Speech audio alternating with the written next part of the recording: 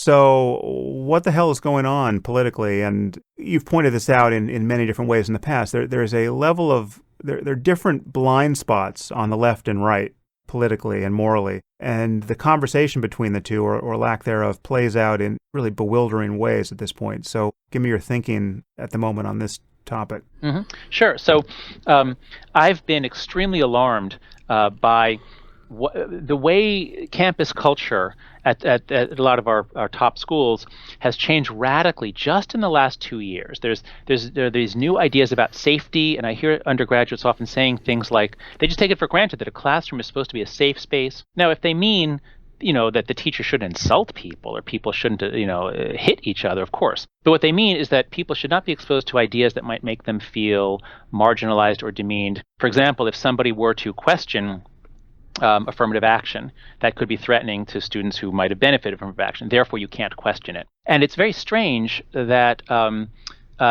people are getting in trouble. And I was dragged before the Equal Opportunity Commission for showing a video that in class that one student objected to one word that a student said in it. All this really? What was the word?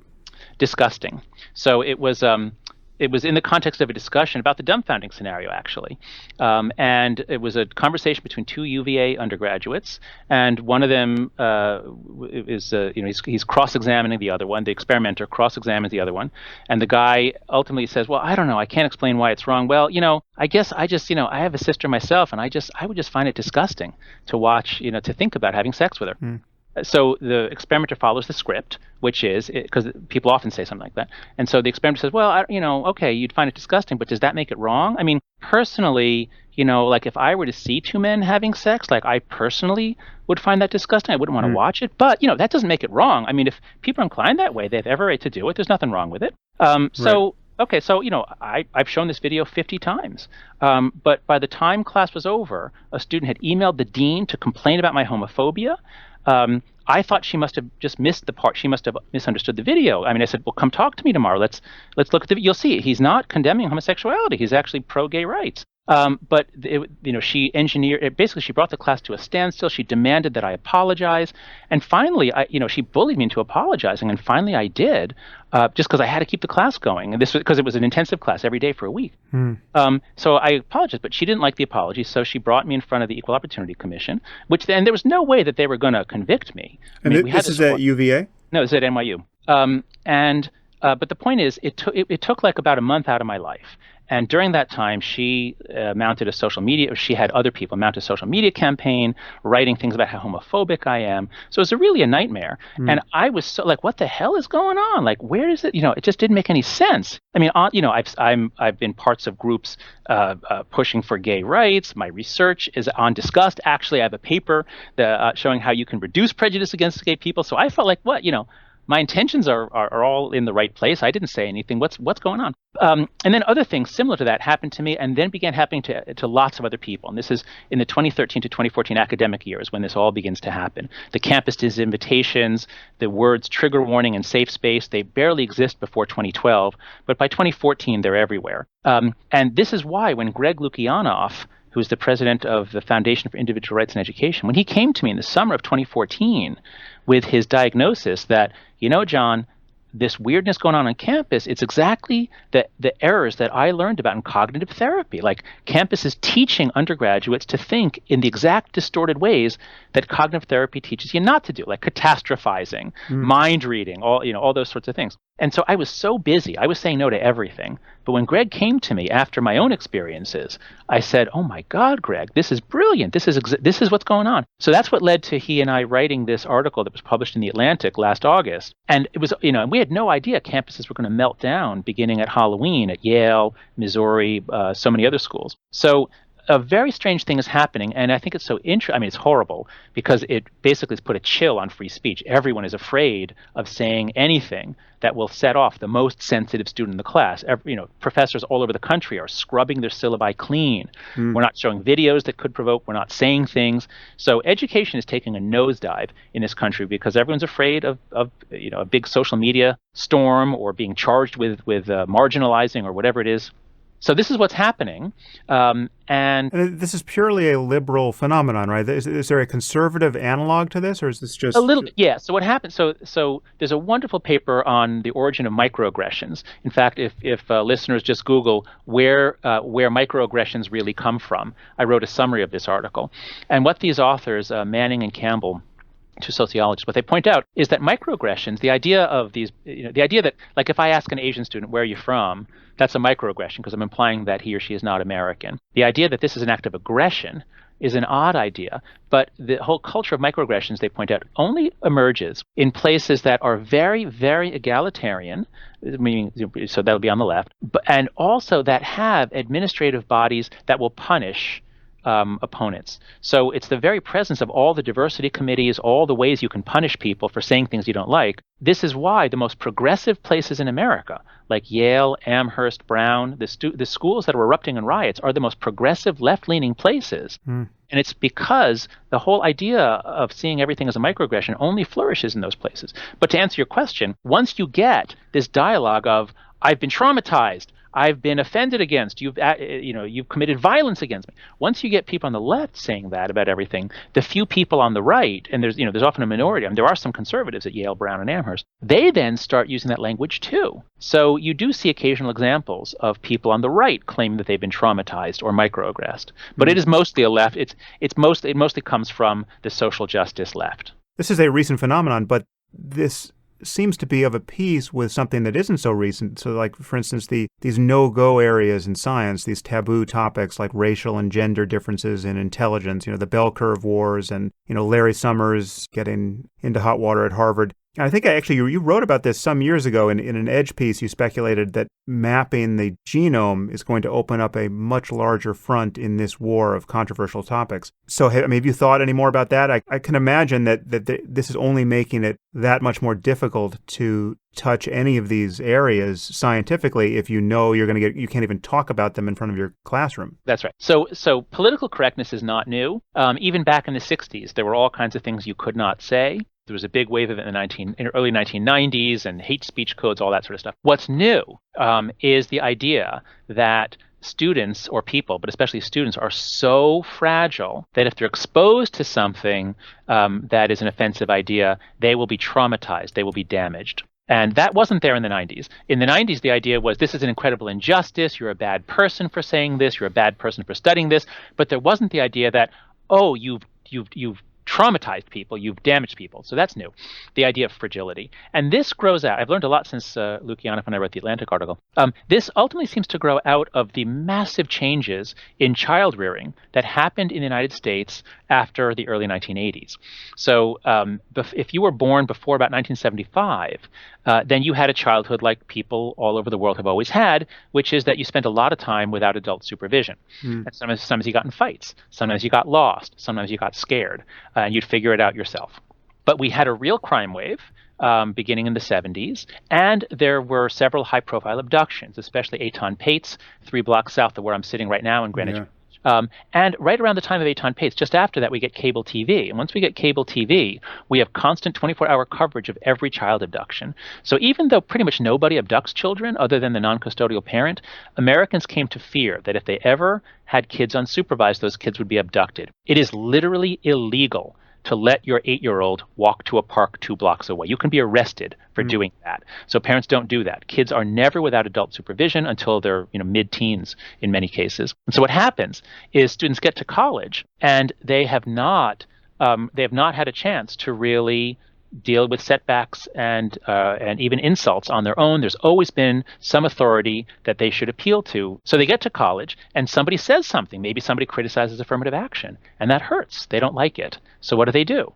They have this whole ideology built for them. They might even have encountered it before college that says that they are a victim of microaggression. Somebody, perhaps a professor, although professors are always on the left, so it might not have been, it's probably more a student. Most of the complaints are actually about students. So some student said something and it hurts. And so you don't say something back, you go straight to the dean or the diversity administrator. You file charges. So this is what's new. This didn't happen 10 or 15 years ago. This is just the last couple of years. They call it accountability. They say we need to hold professors accountable for what they say. But when everybody in the class is holding the professor accountable for not making them feel bad, I mean, it's like being back in, communist Romania or East Germany. You're speaking to the Politburo, and if you say anything out of line, you're in big trouble. What explains the fact that the adults are caving into this? You've just explained why the kids are coming in like this, but why does the administration yield to this pressure? Because they have painted themselves into a corner. So two things that have happened. One, there's been rising political polarization in the country. Left and right really, really dislike each other more now than they did 20 years ago. So everybody's more politicized, and the administrators and the professors are almost all on the left now. They used to only be about 70 or 80% on the left, or whatever. It used to be 2-to-1 left to right. Now it's about between 5 and 10-to-1 left to right. So you have everybody's increasingly polarized. Everybody's on board with fighting conservatives. Conservatives are bad. There's a kind of a new religion. In fact, linking back to everything we talked about before, our religious minds have created a new religion of social justice. On campus, the religion is social justice. The most sacred thing in the world is the victim, especially the African-American victim. We have blasphemy laws. If someone questions affirmative action, that's blasphemy. It is literally defined as a microaggression to question affirmative action. Eric Posner, son of Richard Posner, associated questioning affirmative action with Holocaust denial. So there are blasphemy laws now.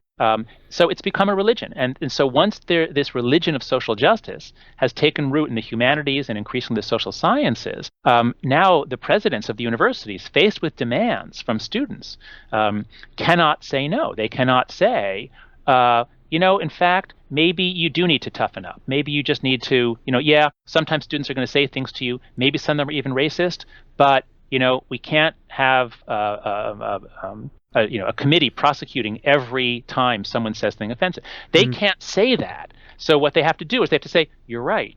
As the president of Yale said, we have failed you. So the students give him an ultimatum. They say, President Salovey, we demand that you do these things. You must respond by Wednesday. Now, if you're the president of the university, what should you do? Should you respond by Wednesday? But he has to. Or rather, I shouldn't say he has to. He chose to. And so all over the country, presidents are caving, they're giving in, they're validating this victim narrative, and they're promising to do things like more microaggression training, more diversity training, which are going to make things worse. I've been reviewing the literature on this. Diversity training, especially if it's done in a vindictive way, backfires. So it's a disaster. What's going on campus is a disaster. I'm not on a campus, so I really just have to ask people like you. But my perception of this problem, just reading articles like your own and seeing people push back against it, as you are doing here and as you did in your article, I guess I've been too sanguine about this. My sense was that this problem must be, if not on the verge, at least it's in the process of being pushed back, right? You seem to be saying that it's going to get a lot worse. What people don't understand, if you're not on a college campus now, if you graduated before 2013, you have no idea what's going on because this only emerged in 2013, 2014 at a few places. And then it spread. Now, last fall is when it spread. So we're now living in a world of social media where ideas can spread so fast that would have taken years before. So if you graduated before 2013, you haven't seen this stuff. It kind of has the character of what we often call a moral panic. Exactly. That's exactly what it is. Yeah. It's a moral panic, but it only makes sense given the new religion of social justice. Social justice has become the religion of the humanities and parts of the social sciences, not the natural sciences. Natural sciences still work like real sciences. Right. I've been noticing the problems in liberalism of late, and I've called myself a liberal for as long as I've had any political identity at all, and I reliably align with liberal principles on, I check almost every box except once we start talking about things like the clash of civilizations and the problem with political Islam, and then all of a sudden I sound, or at least I'm attacked as something more like a conservative on those topics. But I don't even know why I still call myself a liberal, given how endemic this confusion is in liberalism. And there's something, you don't call yourself a liberal anymore. You're a centrist, right? That's right. But there's two things going on. So America screwed up the word liberal. We have no idea what it means. So liberal, if just read John Stuart Mill, classical ideas about creating space in which individuals can be free to pursue their life projects. You can't tell me what to do. I can't tell you what to do unless you're hurting me. And here we don't mean hurting my feelings in an indirect way. Unless you're interfering interfering with my life project or hurting me, you can't tell me what to do. So that's liberal. In that sense, you're liberal, I'm liberal. Almost everybody on campus is liberal. Most conservatives are liberal. Yeah, well, libertarians answer to that description. Yeah. So that's the word liberal. And in Europe, that's still what it means. We in America began equating liberal with left, and that's a mistake. So I was always on the left, and I think you're saying that you were and are still on the left. As a result of writing The Righteous Mind, I have moved to the center. I'm no longer on the left. I've never voted for Republican, and boy, it's not looking like I'm going to this year either. But I'm no longer on the left. But what's really going on, I think you put your finger on it, is illiberalism. So everybody, all the faculty they call themselves liberal. They're on the left.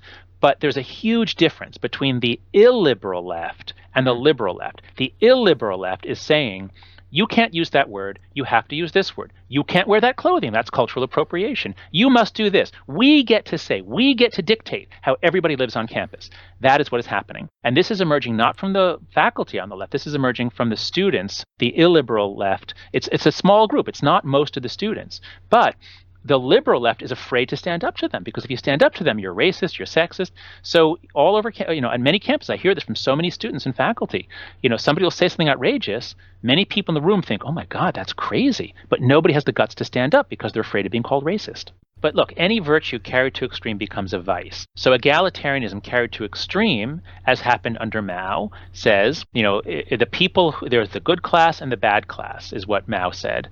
If you're poor, if you're a peasant, you're the good class. If you owned a business, if you're wealthy, you're the bad class. Basically, what we see on campus now with the ideology of privilege, they're the good people and the bad people. The bad people are those who are privileged, which is all white people, all men, et cetera, et cetera. So there is a rabid egalitarianism that I think has become bad. But the other thing, and this is what's new just recently, is the inclusiveness. So inclusiveness is a good thing. We do need to take affirmative steps to make sure we're not inadvertently marginalizing or alienating African Americans, Latin Americans. So inclusivity is a good thing, but carried to extreme, it becomes bad. And what's happened is in this new religion of social justice, the central virtues are inclusivity and equality. And if anyone in the 7 marginalized groups feels excluded, that trumps everything else. And this is where it becomes bad, and this is where it becomes impossible to have a university, because now we can't. I can't say something. I can't present a scientific theory. I can't present, if we're going to talk about why are women underrepresented in the STEM fields, and if a professor were to say, well, actually, prenatal testosterone actually influences what children enjoy doing, might that be relevant? You can't say that. I mean, I just said it, but a professor on the left can't say that. So you literally, if you were teaching that subject area, you would feel that you actually had to drop that fact from the lecture? Me personally, I would be very hesitant to say that at NYU, not that NYU is particularly bad, but because that's where they could file charges against me. But if I'm not at NYU, I'm free to say it, because students at other schools can't really do much to me. But yes, students, I've heard from many professors, they are simply avoiding controversy because it's just not worth the trouble. It can take months of your life. That's incredible. But again, the point is that once you make inclusion a sacred value, that means no trade-offs. That means there's 7 marginalized groups. So it's African Americans, women, and gay people, LGBTQ. That's the 3 big ones. Then there's Latinos, Native Americans, disabled or mentally ill. So that's 6. That's where we were for the last 10 or 20 years. But just in the last year, now it's Muslims. Muslims are the 7th. So if you say anything that criticizes Islam, or that would any way make Muslim students feel uncomfortable, that's racism, that's homophobia. So professors are going to be very, very careful from here on in about saying anything critical of Islam. Interesting. Well, I guess I can claim to have done my part on that particular front. Yeah, good thing you're not a professor. Yes. So what do you make of our current political landscape? What's now we are talking at the beginning of March, and Donald Trump seems to be virtually guaranteed to be the Republican candidate, and it seems probably it's also going to be Clinton against him. How do you view our future? Well, I'm extremely alarmed because I've been tracking the rising polarization for a long time, and it's been growing steadily since the 90s, the degree to which we dislike the other side. But we're at an inflection point this year. So even if at one point people thought, well, what if it's Trump versus Sanders? Even if it's going to be Trump versus Clinton, well, each side. So people on the left are are much more incredulous about the right that they could have nominated Trump. People on the right are absolutely incredulous that people on the left could have considered nominating a socialist to run the country. So I'm extremely alarmed, not just by the things that Trump says, by the belligerence, the risks that I think he'll expose our country to. And also, let me say, while I think Hillary Clinton is can do the job, and I probably will end up voting for her because I don't see any alternative. I don't like a lot of what she stands for, and she is actually going to be really bad on free speech issues. She is going to double down on the idea that there's a rape culture, which is there's not, this is a whole nother story, but there's a hookup culture, and because of concept creep, we define everything down. But Hillary Clinton is going to make it even harder to have free speech on campus because she's going to even toughen the laws on what counts as harassment and marginalization, all that stuff. So I'm very upset about our choices, but I'm really concerned about our country because the degree to which we dislike and distrust the other side, it's already made it very hard to have compromise, and Congress, many of them feel if they compromise, they'll really get in trouble from their district. They'll get primaried. It's going to get 3 times worse now. So I'm very alarmed for the state of our democracy. Yeah, I ran a poll on Twitter, which alarmed me. Obviously, this is just a poll of my audience and random people who happen to get forwarded it. So it's not the general population, and it definitely skews liberal. But what it suggested to me is that there are many Sanders supporters who hate Clinton so much and whose basic platform is just rejecting traditional politics that some significant number of them either will not vote or will vote for Trump. I don't think that's true. If you go back to 2008, I was one of those people. I really liked Barack Obama, and I really disliked Clinton. And I thought for a while, if Clinton gets the nomination, I would vote for McCain. And that's the way a lot of people felt back then. But once the election comes around. So there's the Bedouin proverb, me against my brother, me and my brother against our cousin, me, my brother, and cousin against the stranger.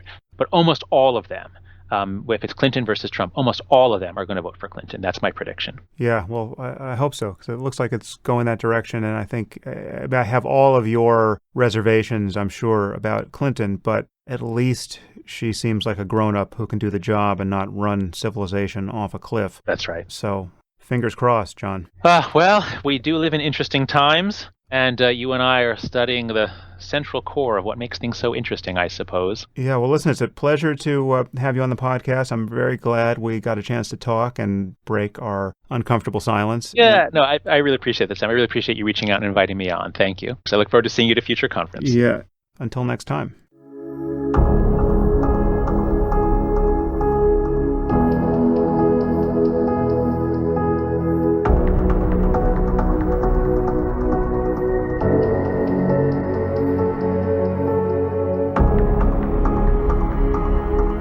If you enjoyed this podcast, there are several ways you can support it. You can leave reviews on iTunes or Stitcher or wherever you happen to listen to it. You can share it on social media with your friends. You can discuss it on your own blog or podcast. Or you can support it directly. And there are 2 ways you can do this. You can leave a donation through my website at samharris.org/donate. Or you can try a membership at Audible, the world's leading source of audiobooks, at audibletrial.com/Sam Harris.